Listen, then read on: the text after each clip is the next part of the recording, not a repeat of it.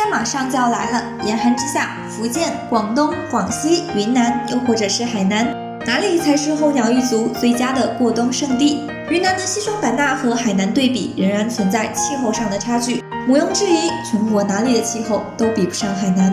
真实准确，关于旅居地产别人不愿意说的，我都说给你听。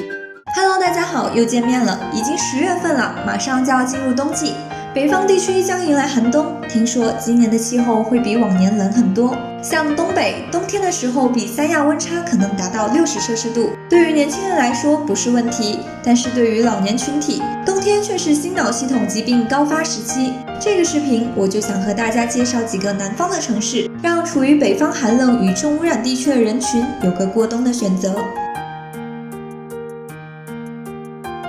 福建冬天并不温暖，这是实话。很多当地人在寒流来的时候，依旧会加上薄薄的羽绒服。所以在福建的厦门、泉州和漳州一带，每年会有一段尴尬期，适合没有感受过闽南文化、身体素质良好的北方人去过冬。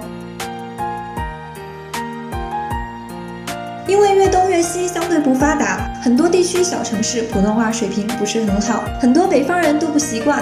所以很少听说在潮汕地区或茂名地区过冬的候鸟有成群的群体，但是在繁茂的珠三角地带，气候已经属于亚热带，天气比较适合，比较温暖。每年在广东过年的北方人也不少，但是成本较高。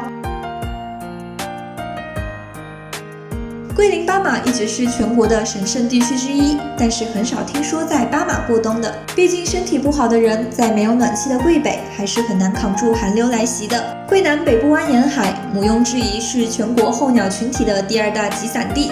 从北海、钦州到防城港，这一路各种大城小镇都有很多候鸟住宿，管吃管住，很多老年人和年轻人都在这里，每天看着北部湾，忘掉了北方生活。对于交通来说，东北也有很多专门的飞机飞到北海、钦州，比较方便。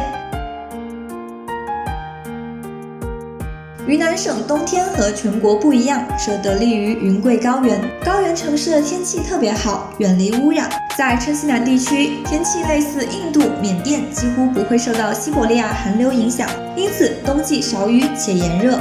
整个云南过冬都很好，因为每天的阳光很足，不怕温度低。对于更向往湿热和夏天感受的候鸟来说，云南的红河州、普洱、临沧、德宏4州府的各市县非常合适。至于盛名在外的西双版纳，冬天时气候更加温暖，如同盛夏。很多老年人对此都觉得胜似天堂。不过，西双版纳的配套差了一些。毋庸置疑，全国哪里都比不上海南的得天独厚。如果是过冬而不仅仅是旅行的话，我还是推荐海南。比起云南的西双版纳，广西、北海、海南更具有不可比拟的优势。一是气候好，去过冬当然不想受冻，海南的南部地区完全能够满足。